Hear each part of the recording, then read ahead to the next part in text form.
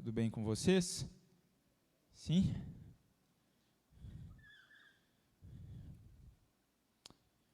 Nosso Deus nos ama de forma sobrenatural. Você crê nisso?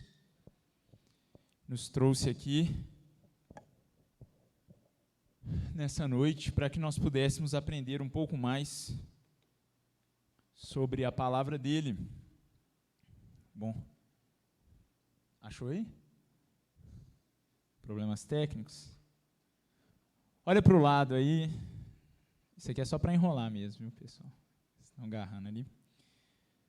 Mas vamos lá, enquanto acharam. Foi. Creio que todo mundo, ou talvez nem todo mundo saiba, mas nós estamos estudando esse livro aqui, Comunidade Cativante. E assim, uma coisa que eu estava pensando enquanto eu lia esse livro, o capítulo específico que eu fiquei encarregado de trazer essa semana, é que geralmente a gente esquece de agradecer a Deus pelo fato de nós estarmos inseridos em uma comunidade cristã. E às vezes nós esquecemos de agradecer a Deus por nós estarmos inseridos em uma comunidade cristã que busca ser bíblica. Uma coisa que nós temos por hábito em fazer é sempre colocar a lupa sobre os defeitos e esquecer geralmente das qualidades. É algo do ser humano, é algo nosso. Em relacionamentos é assim, no emprego é assim, enfim, quase tudo é assim. Mas eu gostaria que nós estivéssemos orando, durante as nossas orações semanais, nossos devocionais, nós estivéssemos agradecendo a Deus, porque Deus nos possibilitou estarmos em comunidade. E isso é muito bom. É muito bom que eu tenha o Vitor como meu irmão, é muito bom que eu tenha o Henrique como meu irmão, é muito bom que eu tenha o Rafael, é muito bom que eu tenha cada um de vocês como irmão. E às vezes a gente se esquece disso. Então, lembrem-se disso nas orações de vocês, de agradecer a Deus por Ele ter nos dado uma comunidade. E nós temos esse prazer de estarmos em comunidade. Bom, eu gostaria de, antes de nós começarmos, estar orando com vocês, então abaixe sua cabeça. Senhor Deus, por favor, Pai, que o Senhor nessa noite, como sempre tem falado, continue a falar conosco. O Senhor tem utilizado esse livro, ó Deus, para trabalhar em nossas vidas. E, Pai, que nessa noite não venha ser diferente. Arranca de mim, ó Deus, tudo aquilo que não for do Senhor. Tire qualquer coisa que venha de ego, de vaidade, tire toda dificuldade minha, limitação. Pai, sem o Senhor nós nada podemos fazer. O Senhor é suficiente em nossas vidas. Pai, se o Teu Santo Espírito não nos ajudar, isso aqui será igual à exposição de um livro qualquer. Quando nós citarmos as passagens aqui, ó Deus, não fará efeito nenhum em nossas vidas, se o Teu Espírito Santo não nos ajudar. Por isso eu peço que cada coração aqui venha ser aquecido pela chama do Espírito Santo, que cada coração aqui nessa noite possa ser alcançado por, ó Deus, no seu mais íntimo, pelo Senhor Jesus Cristo. Nós cantamos aqui que o Senhor nos ama, e o Senhor nos ama de tal forma e com um amor tão intenso que, como a Tua palavra diz, o Teu amor ele é capaz de nos disciplinar, nos exortar, nos encorajar, nos ajudar. Obrigado, Deus, por esse amor. Muito obrigado por tudo o que o Senhor tem feito. Deus, nos ajude. Em nome de Jesus, amém. Vamos lá. Bom, nós estamos estudando o segundo grande tópico desse livro, ou a segunda grande parte desse livro, que fala sobre como nós fomentarmos a comunidade. E aí nós tivemos já 3 tópicos. O primeiro deles, o pastor Glaico trouxe falando sobre pregar para equipar a sua comunidade. O segundo, orem juntos com a comunidade. Quem trouxe foi a Rafa. O terceiro, desenvolvam uma cultura de relacionamentos intencionalmente espirituais. Quem trouxe também foi o pastor Glaico. E hoje nós vamos estar falando sobre o quarto tópico. Nós vamos estar falando sobre os obstáculos estruturais a uma comunidade bíblica. Então vamos lá. Bom, tem bastante tópicos menores, mas são tópicos rápidos. Isso é uma vantagem. Quando você olha lá no livro, ele é um capítulo relativamente curto. Então, hoje, esse é o nosso tema, os perigos de uma estrutura danificada. Eu quero falar sobre os perigos estruturais dentro da igreja. Bom, o livro ele começa falando sobre uma história interessante. Mark Dever também é cultura, beleza? Ele começa contando a história de espionagem da década de 80, da atualmente Rússia, antiga União das Repúblicas Socialistas Soviéticas. O que acontece? Vamos lá, explicar essa história. Nas décadas de 70 e de 80, a gente vivia o contexto da Guerra Fria. Vocês devem ter estudado isso lá na aula de História, se você não estava dormindo nesse momento. E aí o que acontece? Na Guerra Fria tinha aquele embate entre Estados Unidos e a atual Rússia. Bom, a Rússia decidiu colocar alguns espiões dentro dos Estados Unidos. Comum, tática de guerra. Só que no final da década de 70, os Estados Unidos eles reconheceram alguns desses espiões. E de todas as coisas que eles podiam fazer para com a Rússia, do tipo, poderiam pegar aqueles espiões e, sei lá, punir eles de alguma forma, ou tentar arrancar algumas verdades deles, eles decidiram fazer o seguinte: olha, sabe o que a gente vai fazer? Fingir que esses caras não são espiões. Então, deixem esses caras aqui infiltrados, e aí, a partir disso, a gente vai mandar para eles informações erradas, informações incoerentes, e mais do que isso, a gente pode mandar até alguns certos vírus de computador, falar de uma maneira mais simples, vamos mandar alguns softwares danificados para o serviço russo. A Rússia, na década de 80, construiu um grande gasoduto, um gasoduto gigantesco. Só que a Rússia ela tinha dificuldade em desenvolver programas de computador para controlar aquele gasoduto. E os Estados Unidos já tinham a tecnologia. E aí tinha um espião russo lá dentro, sabendo desse software. Os Estados Unidos pagou de louco, falou, beleza, deixa o cara levar. O cara levou o programinha no pendrive, estou zoando, mas o cara levou o programinha lá para controlar o gasoduto. Em teoria, aquele programa controlaria o gasoduto. Só que aí, em 1982, esse programa ele ficou desativado por 6, 7 meses. Então, o que acontece? Os Estados Unidos instalaram um vírus naquele programa, mas ele ficou desativado, para o pessoal não desconfiar de cara. E aí, com o gasoduto em pleno funcionamento, aquele vírus entrou na ativa, dentro da própria estrutura do gasoduto. O que aconteceu? As válvulas que controlavam a pressão daquele sistema, elas começaram a dar problema, dar pane. E aí, resumindo, nós tivemos o maior acidente nuclear da história. Sério, Matheus, não foi Chernobyl, não? Não. O maior acidente nuclear da história foi esse. Ele foi visível do espaço, a explosão. E por que o Mark Dever começa contando esse fato histórico para nós? Para nos mostrar o seguinte: quando você tem um problema dentro da estrutura de algo, ele pode até ficar adormecido por um tempo, ele pode até não ser reconhecido por um tempo, mas ele tem um imenso potencial de gerar um problema. E nós temos alguns problemas dentro das comunidades, dentro das igrejas, que eles são problemas estruturais, e esse é o grande perigo. O Mark Dever, nesse capítulo, ele nem vai falar muito sobre aqueles inimigos que nós conhecemos, não. Quais inimigos? Nossa própria carne, o sistema e o diabo. Ele nem fala muito sobre isso nessa parte 2, ele vai falar mais na parte 3. Mas quando nós temos problemas estruturais dentro da igreja, isso é muito sério. E aí ele vai tratar de alguns desses problemas. Bom, vamos lá. Primeiro problema que ele vai tratar, que pode afetar a saúde de uma igreja, são os ministérios. Beleza? Naturalmente, a gente pensa que os ministérios são algo bom. Não é? Se a gente tem um pequeno grupo, isso é algo muito bom. Se a gente tem um grupo de homens, isso é algo muito bom. Se a gente tem uma equipe de louvor, isso é muito bom. E aí o Mark Dever vai trabalhar que depende da motivação e depende de como são feitos esses trabalhos. Então, vamos lá. Primeira consequência que um ministério errado pode gerar é prejudicar justamente a profundidade da comunidade.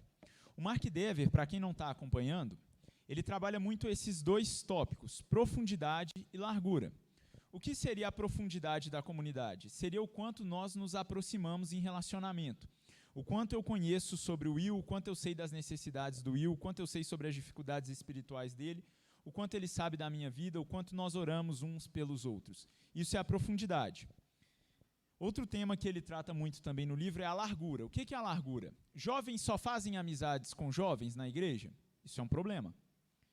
Eu só faço amizade com a galera que gosta de Atlético. Bom, isso é um problema, tudo bem? E aí o que ele fala aqui? Ele fala primeiro o seguinte: quando você tem um trabalho ministerial, ele pode impedir que todos façam uma determinada tarefa.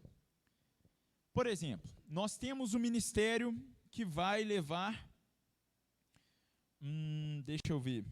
que vai visitar viúvas. Ele cita esse exemplo no livro. Então nós temos o trabalho do pessoal que visita as viúvas. Só que só esse ministério que é o grupo especializado em visitar viúvas. Tipo assim, se eu estou sabendo que uma viúva está precisando de algo, eu não vou. Por quê? Porque tem a tropa de elite, tem o BOP da igreja que vai lá visitar as viúvas. Então isso não é trabalho meu. Tem o grupo que cuida das crianças. Então eu não tenho que ter contato com criança nenhuma aqui na igreja. Eu não tenho que orientar criança nenhuma. Tem o grupo dos adolescentes. O grupo dos adolescentes é com a galera especialista do grupo dos adolescentes. E aí qual é o problema disso? A gente não se aprofunda em relacionamentos. A gente faz com que os relacionamentos sejam superficiais. Esse é o primeiro problema. O segundo problema é justamente prejudicar a largura, e vai na mesma linha. Isso ocorre quando cria-se ministérios devido às demandas da igreja. Vou exemplificar para vocês. Suponhamos que eu pegasse a mocidade aqui. Nós já estamos divididos. Todo mundo aqui tem menos de, 35 anos de idade. Joguei um pouco mais alto porque tem gente um pouco mais velha aqui. Mas todo mundo tem menos que 35 anos de idade. Isso já é uma certa estratificação da igreja. Né? Aqui tem pessoas com uma certa faixa etária.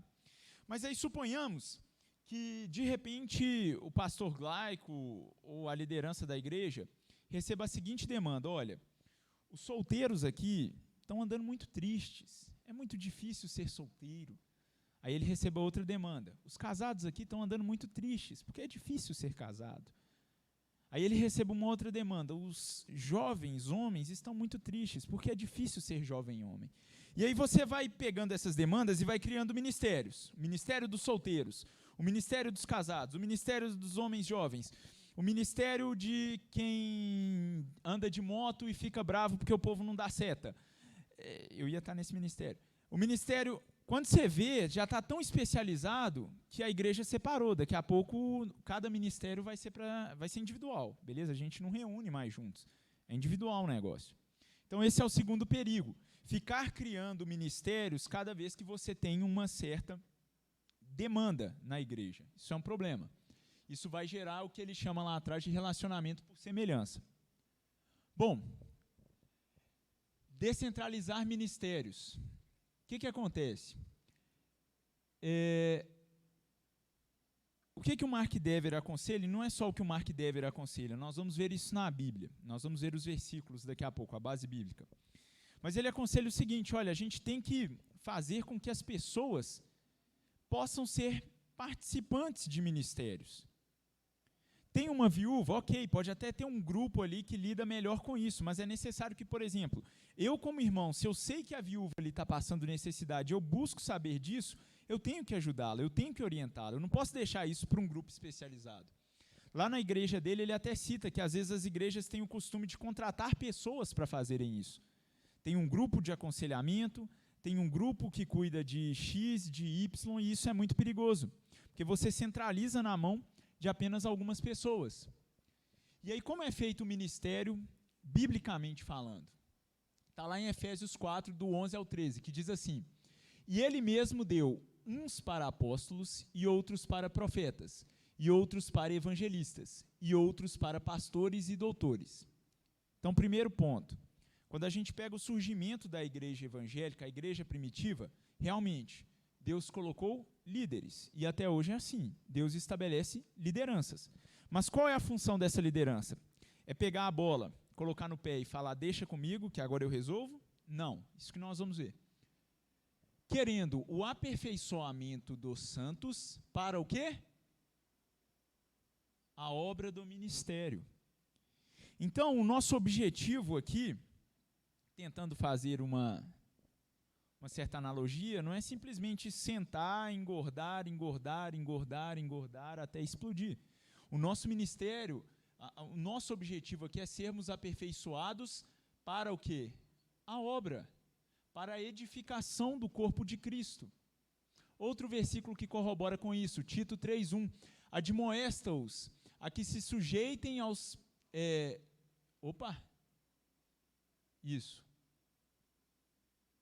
Espera aí, esse trem está estranho.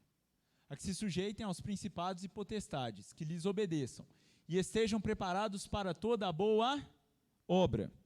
O objetivo da igreja é estar preparado à boa obra. O nosso objetivo é nós estarmos preparados a evangelizar, preparados a socorrer uma pessoa que precisa. A gente não pode deixar isso a cargo apenas de alguns. Mateus, tem alguns que têm um chamado específico para isso? Sim, tem. Só que justamente o Mark Dever ele fala de uma coisa muito interessante. Ele fala o seguinte, olha, o objetivo do ministério não é fazer ministério, é preparar as pessoas para fazerem.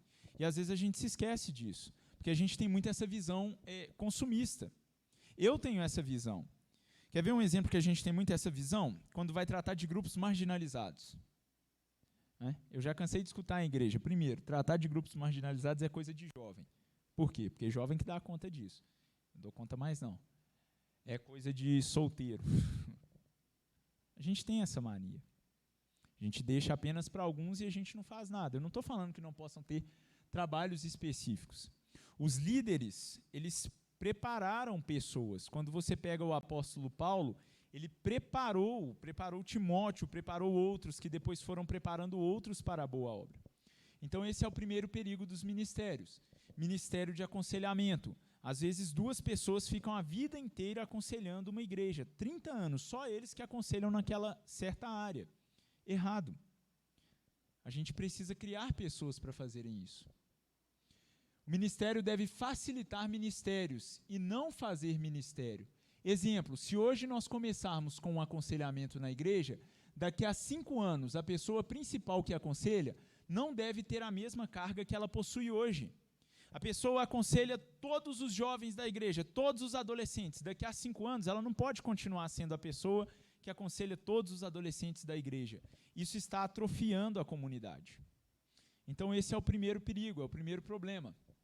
Segundo problema que ele coloca aí na estrutura da igreja, o calendário da igreja, a agenda da igreja. E essa pauta é bem interessante. Primeiro, ele vai falar sobre o perigo de nós termos uma agenda cheia.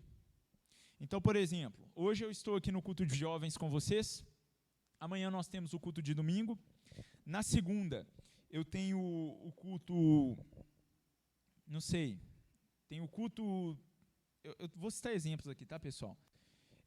Eu tenho o culto da terceira idade, na terça-feira eu tenho o culto dos homens, na quarta-feira eu tenho o meu PG, na quinta-feira eu tenho o culto de oração, na sexta-feira eu tenho a célula buscando mais a Deus, no sábado eu tenho de novo o culto de jovens. O que acontece? Isso faz com que a igreja não tenha a visão de encontros informais. Como é que com esse tanto de programação eu vou ter tempo para conversar com o meu vizinho que não é crente? Como é que com esse tanto de programação eu vou ter tempo de chamar um irmão da minha igreja para, sei lá, tomar um açaí, para a gente comer uma pizza e conversar, e nos aprofundarmos espiritualmente? Como é que com todo esse excesso de programação eu vou ter tempo até mesmo para criar benefícios espirituais com a minha família? Então, uma agenda muito cheia é algo perigoso. É algo que pode nos limitar. Você pode, inclusive, ficar todos os dias aqui na igreja, de segunda a segunda, e você não conseguir se aprofundar em relacionamento com ninguém. Você não tem ninguém que é profundo em relacionamento com você, mesmo vindo na igreja de segunda a segunda. Então, esse é o primeiro perigo. Segundo, O perigo de compromissos improdutivos. O pastor Glaico até comentou um pouco sobre isso na pregação da semana passada. Você pode pegar e falar o seguinte: olha, nós vamos fazer uma reunião aqui entre os jovens, entre os rapazes. Aí nós vamos reunir os rapazes. Reunimos, fomos comer alguma coisa, fomos lanchar algo, ou sei lá, fomos fazer alguma coisa. E nós ficamos o tempo inteiro falando sobre o Galo campeão. Qual foi? Nós ficamos 5 horas falando sobre o Galo. Qual foi a produtividade para isso, espiritualmente falando? Nenhuma. Concordam? Beleza, a gente conversou de um tema. Não estou falando que a gente não possa conversar sobre o Galo. Hoje é a Carol que não deixou eu vir pregar com a camisa do Galo. Mas, enfim, isso é um perigo. Ou então, nós homens, porque geralmente quando é assim a gente cita as mulheres, mas nós homens nós podemos juntar para poder ficar fofocando.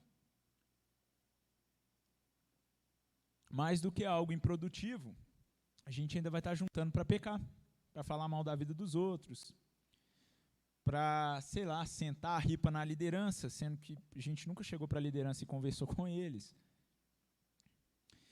E aí, o Mark Dever fala sobre o objetivo de nós tirarmos esses compromissos que são improdutivos do calendário da igreja. Existem compromissos que podem ser alterados ou até mesmo modificados. Ele dá um outro exemplo. Suponhamos que você tem um encontro na igreja que não tem produzido frutos espirituais. Esse grupo pode ser mantido, porém redirecionado a produzir mais frutos. É o que eu estou dizendo. É errada a reunião em si? Não, mas tem que ter fruto espiritual. Ele até cita uma teoria, que é a teoria dos recursos limitados, que é o seguinte: todas as vezes que você diz sim para alguma coisa, você está dizendo não para outra coisa. Então, quando eu decido, por exemplo, me encontrar com vocês numa sexta-feira, eu estou abrindo mão de outras coisas, talvez numa programação até mesmo aqui da igreja. Mas será que isso é de fato produtivo? Às vezes é melhor a gente não ter determinados tipos de encontro. A gente está querendo fomentar aqui que as pessoas se unam, se aprofundem, mas que elas se aprofundem de maneira correta. Como foi dito aqui já mais de uma vez, existem estruturas onde as pessoas são unidas, onde as pessoas se encontram, onde as pessoas se amam, se gostam, vou utilizar essa palavra, mas que o que está unindo ali é um motivo totalmente errado, totalmente antibíblico ou totalmente irrelevante. Então tem que tomar cuidado com isso. E isso pode estar presente em ministérios, tá? É isso que ele vem trazer aqui. Eu sei que é um pouco pesado, mas ele traz justamente essa questão da estrutura para poder mostrar isso. Olha, pode estar dentro da igreja. A gente pode ter um PG, por exemplo, que está sendo improdutivo. Um PG que não está, por exemplo, gerando benefício espiritual. E aí você tem que ver sobre isso. Ele cita um exemplo de um chá de panela que acontecia na igreja dele. Só que esse chá de panela era meio infrutífero, assim. Não tinha muitos assuntos espirituais, era mais para as mulheres trocarem uma ideia sobre outras coisas. Mateus, quer dizer que a gente não pode conversar sobre outras coisas? Não. Mas quando a gente começa a colocar isso na programação da igreja, é igual eu disse, a gente pode estar deixando de fazer algo produtivo para fazer algo totalmente irrelevante. Bom, sempre encoraje as atitudes que são benéficas espiritualmente nos grupos, ainda que eles possuam alguma coisa a ser ajustada, ou seja, vá realizando pequenas mudanças, retirando aos poucos o que aparenta ser ruim e colocando coisas que são boas espiritualmente. E lembre-se, a semente da palavra continua a crescer. Aqui existe um conselho do autor bem interessante para nós, que é o seguinte: o que ele fala? Às vezes você tem um grupo que está reunindo, você está vendo que esse grupo não está sendo tão produtivo. Não chegue e corte o grupo de cara, não. Chegue para o grupo e comece a colocar o que diante do grupo? Comece a colocar uma proposta. Olha, vamos tirar um tempo maior para falar sobre isso? Ou olha, vamos tirar um tempo maior para orar? Olha, vamos tirar um certo tempo para fazer isso, isso ou aquilo? Então, não necessariamente você tem que excluir com os grupos ou com o ministério que tem na sua igreja. Mas você tem que, de certa forma, estimular as coisas que são espirituais ali. E não fazer o contrário. E não ir permitindo que a coisa vá a toque de caixa. E no final ele fala que a semente da palavra continua a crescer. É bem interessante quando ele diz isso, porque ele fala o seguinte: acredite na palavra de Deus no seu grupo, no seu ministério. Acredite que se você implantar ali a palavra, ainda que aconteçam erros, e vão acontecer erros, pessoal, às vezes a gente fica achando, não, isso aqui está estranho, isso aqui não acontece no nosso meio, mas acontece, vão acontecer erros. Por vezes a gente esquece do foco ministerial, por vezes a gente esquece do porquê nós estamos aqui, mas ele diz, olha, estimule as coisas boas, e a palavra vai operar. O Espírito Santo é poderoso para nos mostrar onde nós estamos errando. Próximo tópico, que é um problema, pode ser um problema estrutural em uma igreja, a música, o momento do louvor e da adoração. Todos nós já vimos mensagens aqui na igreja sobre o poder e a importância da música. A música, diversos estudos mostram que ela tem a capacidade de alterar o nosso sentimento para com as coisas, a resistência para com as coisas. Uma música pode gerar em você um sentimento de alegria, pode gerar em você um sentimento de tristeza. Uma música pode deixar você agressivo, beleza? Quando você assiste filme, não precisa assistir filme não, por exemplo, momentos de briga. Geralmente um momento de briga não tem uma música calminha, uma música clássica, pode ter. Mas geralmente um rock, um negócio mais pesado. Mateus, rock é de briga? Não, viaja não é isso que eu estou dizendo. Estou dizendo que a música tem poder de influenciar. E ele vai tratar sobre esse tema. E aí ele vai falar sobre erros de estilo musical que podem reprimir a sua comunidade. Primeiro erro, músicas difíceis de serem cantadas coletivamente. Isso aqui é um problema. Mateus, a música é linda, é maravilhosa, fala muito comigo, é bíblica, glória a Deus, só que ninguém consegue cantar música, cara. A música é tipo um faroeste caboclo da vida, mano. Você tem que ter uma paciência danada para você decorar. Então, não dá para cantar a música coletivamente. Lá no seu quarto, no seu devocional, no chuveiro, para quem não canta, cante. E eu estou falando isso, pessoal, porque Deus, de forma extraordinária e com muita misericórdia, eu já participei de ministério de louvor. E o que acontece? Ministério de louvor, eu já cansei de ver isso. Às vezes chegava a irmã lá e falava, não, eu quero muito cantar essa música. Você pegava a música, cara, não dá para cantar. A galera não... Mateus, não pode colocar música nova? Pode, mas o pessoal tem que conseguir cantar a música. Então isso é um problema estrutural na igreja. Então, se você cantar apenas músicas que apelam, por exemplo, para o gosto dos jovens, esse é um outro problema. Vamos colocar a música aqui para a galera tirar o pé do chão, vamos colocar música animada, vamos colocar rock, vamos colocar um pop, mas e os idosos? É complicado. Vamos colocar 5 músicas para a galera tirar o pé do chão, beleza. E quem tem a artritezinha? Tirar o pé do chão não, filho. Então, tem que tomar cuidado com isso. A mesma coisa, o contrário. Os idosos também, nós não podemos ter apenas músicas para idosos. Nós vamos cantar só música antes de 1950, que são as músicas boas. Mas e os jovens? Como é que fica? Então, você tem que tentar conciliar isso. Deve-se também tomar cuidado com músicas de métricas e ritmos que possuem muita complexidade. Então, por exemplo, uma música que no momento está lenta, de repente ela acelera, de repente ela fica lenta de novo, e ela acelera de novo, e os irmãos ficam perdidos. A gente fica perdido com isso. Considere o contexto cultural de sua igreja, e uma coisa interessante que o Mark Dever fala, considere o contexto cultural de seus vizinhos. Sério, a gente tem que olhar para o que os vizinhos gostam. Eu vou sair fazendo uma pesquisa aqui na rua para saber, vocês gostam de música como? Com guitarra, sem guitarra, solo de guitarra? Não é isso que ele está falando. Mas o que ele está falando aqui é o seguinte, deixa eu tentar pegar um exemplo aqui. Imagine que nós começássemos a tocar músicas cristãs clássicas aqui. Tem música clássica cristã, Will? Deve ter, né? Só a gente que não conhece, né? Mas deve ter. Aí suponhamos que vem uma pessoa aqui visitar a igreja. Será que aquilo vai ser confortável para a pessoa? Mateus, mas a música, ela é cristocêntrica. Ok. O Mark Dever aqui, ele está falando sobre, a gente poderia até dizer que são estratégias, são partes da estrutura. A música pode ser cristocêntrica, e glória a Deus por isso. Tem um tanto de coisa que eu faço na minha semana que são cristocêntricas, mas que não necessariamente eu preciso trazer para o culto. O exemplo mais claro disso, uma vez eu ouvi um pastor, que é um colega meu, falar isso. Ele disse o seguinte: eu gosto muito de pintura, e eu faço pintura, e eu glorifico a Deus com as minhas pinturas.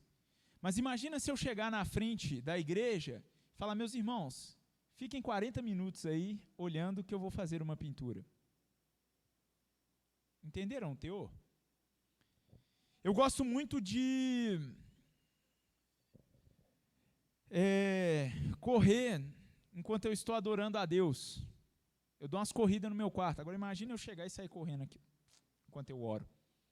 Já é um problema.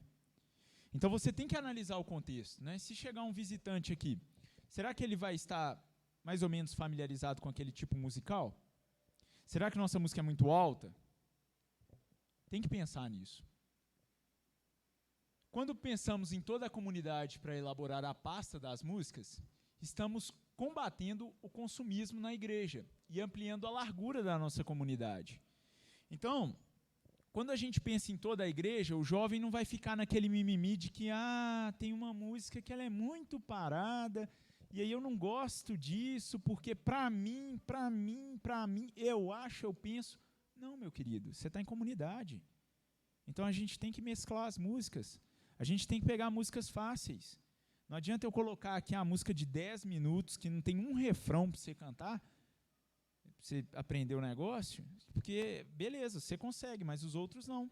Então acaba com o seu egoísmo. Isso permite a largura, por quê? Porque quando a gente pensa nessas pastas, a gente vai pensar em músicas que, a galera, eu estou pegando os extremos de idade porque eles são grandes, né? A galera jovem consegue cantar, os idosos também conseguem cantar.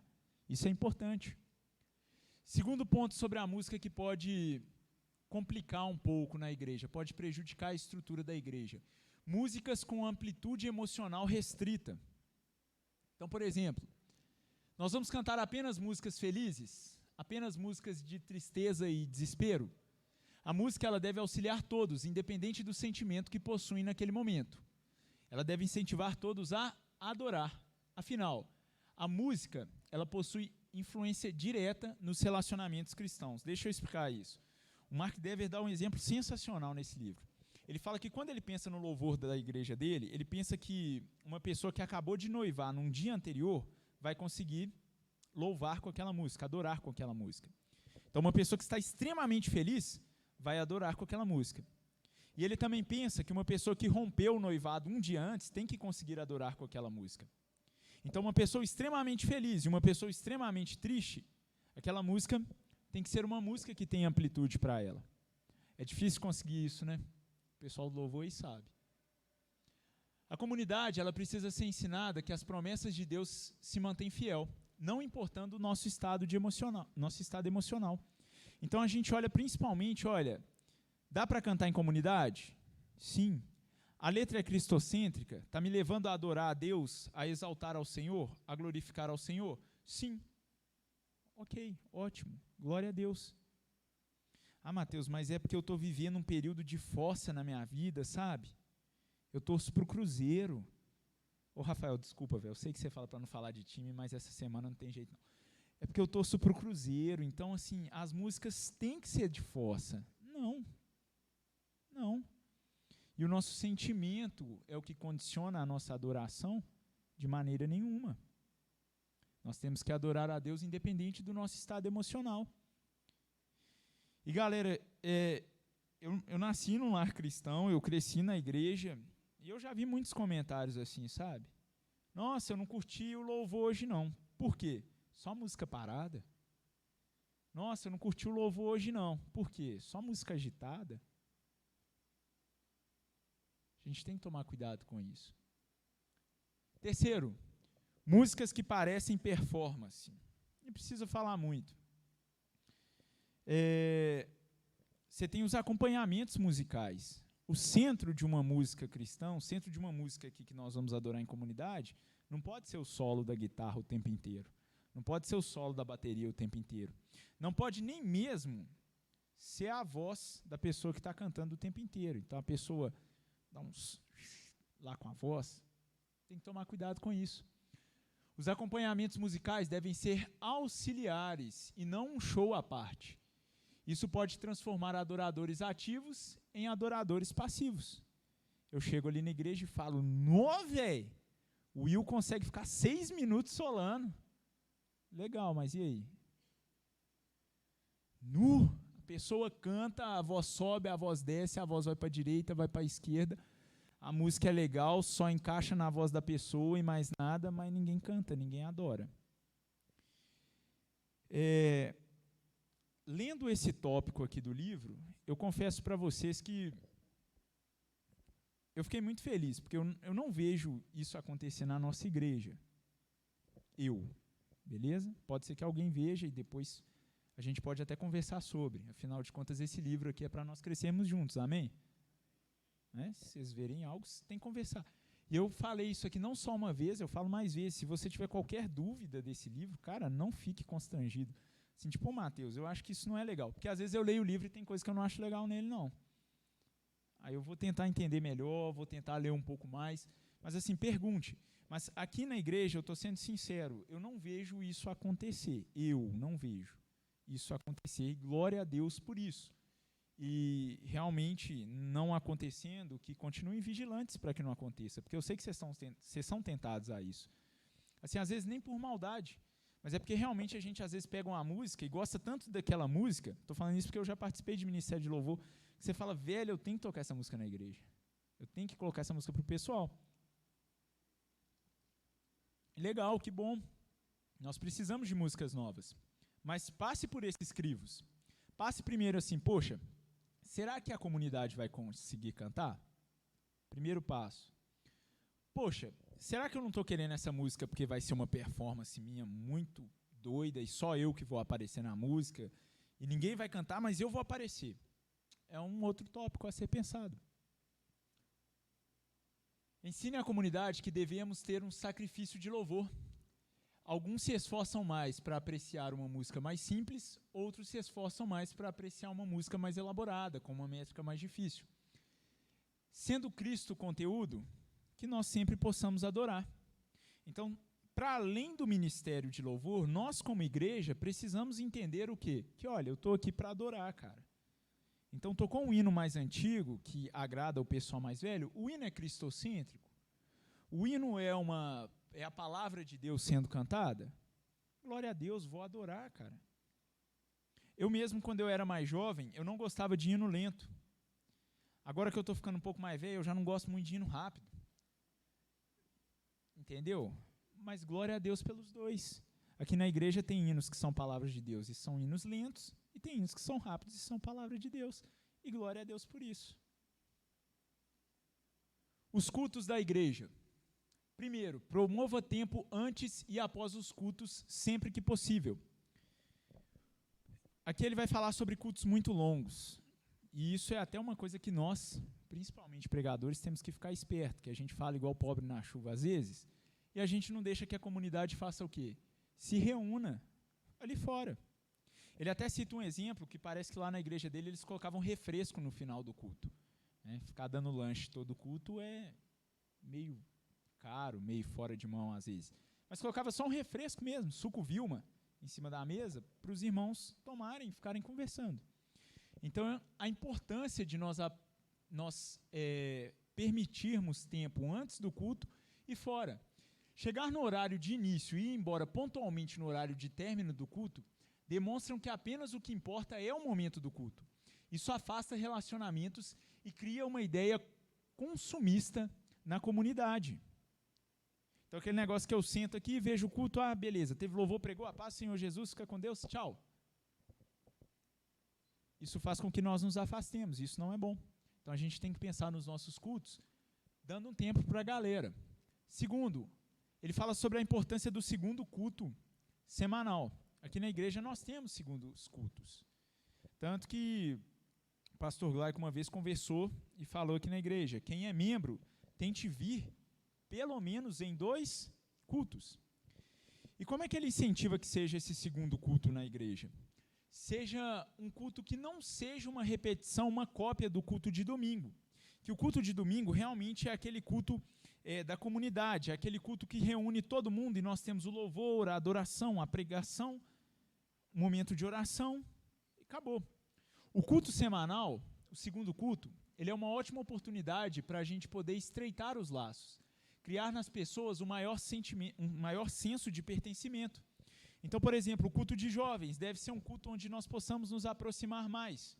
Nós devemos ter programações, seja aquilo que eu falei anteriormente, ali na saída ou no início do culto, onde nós possamos conversar, onde nós possamos estar mais próximos uns dos outros.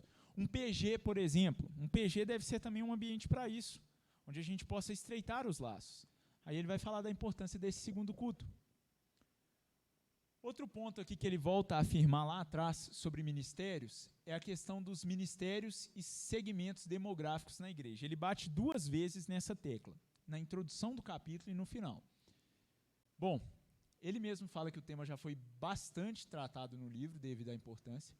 E aí ele fala sobre criar segmentos demográficos na igreja, pode prejudicá-la na profundidade e na largura. Mas isso quer dizer que devemos ser impedidos de fazê-los? Não. Aqui ele é redundante com o início lá. Como é que a gente vai saber se a gente deve criar um ministério, por exemplo, esse ministério que está aqui agora, Ministério de Jovens, será que a gente devia terminar com isso?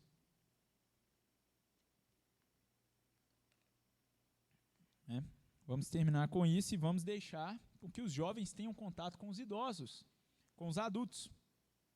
E aí ele vai falar de algumas coisas que ele utiliza para poder avaliar isso. Primeiro, avalie o custo-benefício. Alguns grupos realmente precisam de uma programação diferenciada, pelo menos por algum tempo. Ele exemplifica isso com casais recém-casados. Lá na igreja dele, ele faz o seguinte: você casou, você vai ser acompanhado. Ele e a esposa dele, o Mark Dever e a esposa dele, vão acompanhar você por 2 anos. Depois dos 2 anos, não importa se o seu casamento está bom, se o seu casamento está assim, panela voando todo dia, misericórdia. Não importa. Depois de 2 anos, o acompanhamento para. Então, ele fala que alguns ministérios, alguns segmentos, eles precisam de um tempo de início e um tempo de fim, porque senão você vai ficar segmentando demais a sua igreja. Você vai segmentando, e aí cai naquilo. Você prejudica a largura e a profundidade. Você prejudica que as pessoas possam compartilhar experiências. Segundo ponto, os ministérios existentes devem servir toda a igreja. E aqui, Mocidade Irmão, eu falho muito e eu creio que nós também, como jovens, falhamos muito nisso aqui. Os ministérios devem servir toda a igreja. Bom, os ministérios devem ser interligados. Por exemplo, os solteiros precisam ter contato com os ministros de casais, para que aprendam um modelo de casal saudável. Assim servimos todos em Cristo. Vamos para a prática. Quantas vezes a gente se encontra com os adolescentes da igreja? Com as crianças. Quem não é do grupo de criança, tá, pessoal? Eu encontro todo fim de semana, eu sou do Ministério Infantil, beleza. Mas nós, jovens, quantas vezes vem um ancião aqui pregar para nós?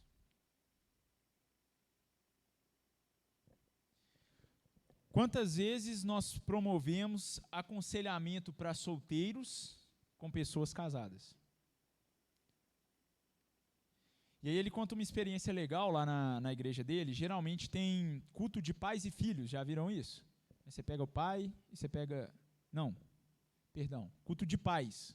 Culto de pais, pais e mães e tal. Aí ele falou que lá na igreja dele, uma vez o cara teve uma ideia diferente, de chamar de culto da família. E aí chamou os filhos também.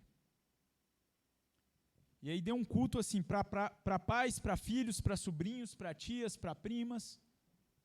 Legal. Não ficou uma coisa tão segmentada. Então, realmente, quando eu olho, por exemplo, para o grupo de jovens, eu vejo que é necessário, de certa forma, ter uma diferenciação. Porque nós temos algumas necessidades que realmente são necessidades de jovens. Assim como, às vezes, pessoas mais velhas também. Você pode ter esses grupos de aconselhamento, não tem problema. Mas nós somos interligados? Eu falo por mim mesmo, eu tenho dificuldade. Mas é algo que a gente precisa pedir a Deus para romper. É algo que a gente precisa pedir a Deus para fazer.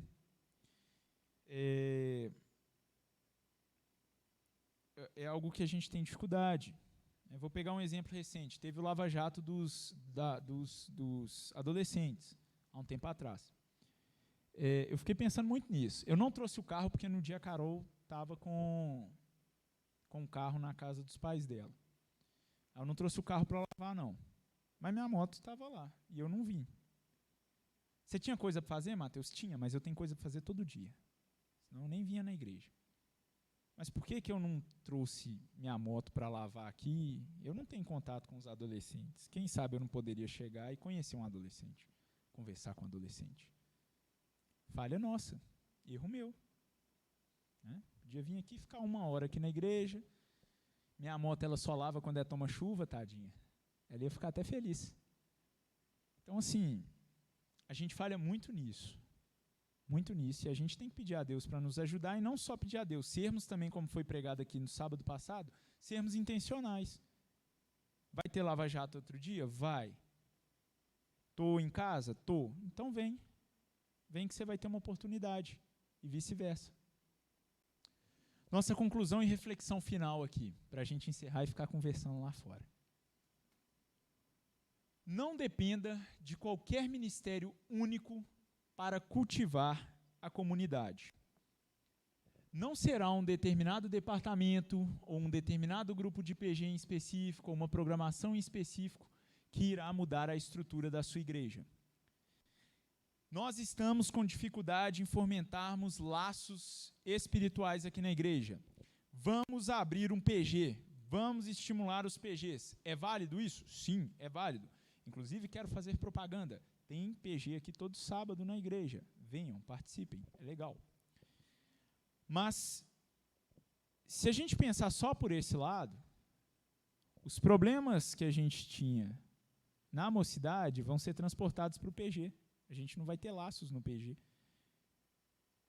Os problemas gerais que nós tínhamos vão ser transportados para os ministérios.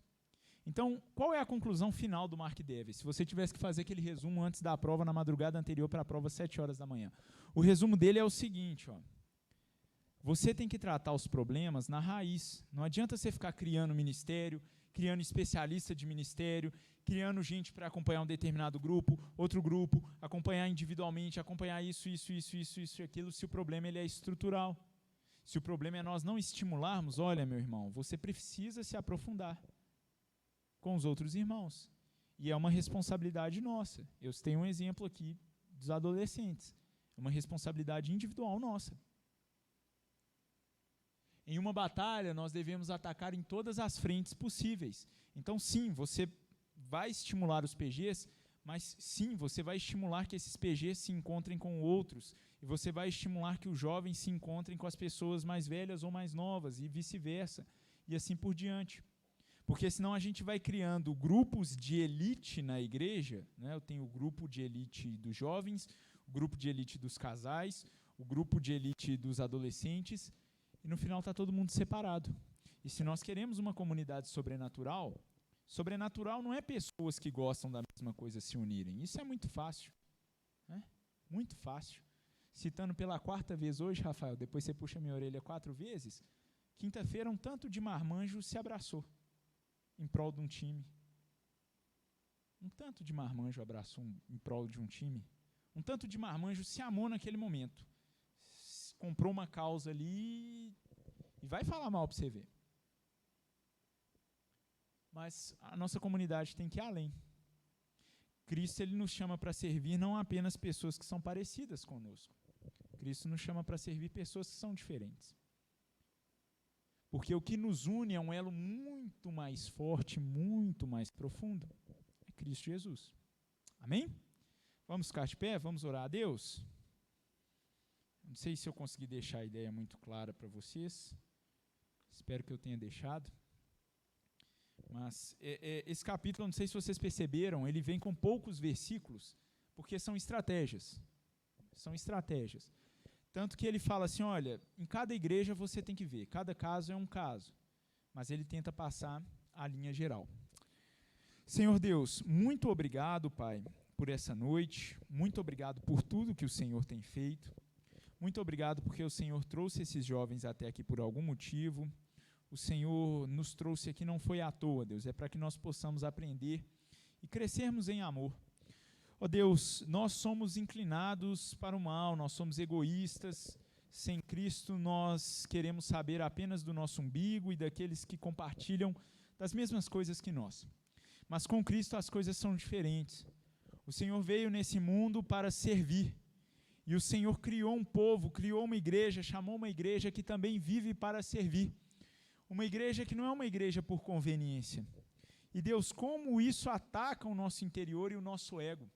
Mas Pai, por favor, nos ensine a amar não somente aquelas pessoas que nós temos compatibilidade, porque isso é muito fácil, Pai. Mas que nós possamos sempre pensar no próximo, naquele que às vezes não tem nada para nos oferecer, ó Deus, humanamente falando, naquele que às vezes, ó Deus, não desperta interesse nenhum em nós. Mas Deus, que o Senhor possa nos ajudar, por favor, Deus, por favor, tire essa mentalidade egoísta que há em nós, às vezes é algo tão enraizado, Deus, em nossos corações, essa questão de estarmos juntos por conveniência, de fazermos as coisas pensando em conveniência, em um determinado grupo, isso é muito forte em nós, mas o Senhor nos chama, ó Deus, para viver algo diferente. Por isso, vai em cada coração aqui, vai despertando nas pequenas coisas, Deus, porque não são às vezes nas grandes coisas, são em pequenas oportunidades que nós deixamos de conversar com o irmão, de nos aproximarmos de um irmão, de fazermos algo que é a Tua obra, algo que no futuro, quando nós nos encontrarmos diante de Ti, ó Deus, será algo que nós colocaremos para a nossa eternidade, Deus. Quantas das vezes a gente não se preocupa em nada com quem não pode nos oferecer nada, tira essa mentalidade do nosso meio, porque isso é diabólico, Deus. Nós devemos nos preocupar, ó Deus, com todos os nossos irmãos. É claro, Senhor Deus, que o Senhor vai mostrando e que nós somos limitados em recurso, em tempo, em capacidade, mas que nós possamos estar, ó Deus, com o coração disposto a isso. E eu queria pedir, Deus, por favor, comece com a mocidade, que nós não venhamos esperar que outros, ó Deus, segmentos da igreja se aproximem, se interliguem a nós, mas que nós possamos fazer a diferença. Tenha misericórdia de nós e nos ajude, Deus, por favor. Amém.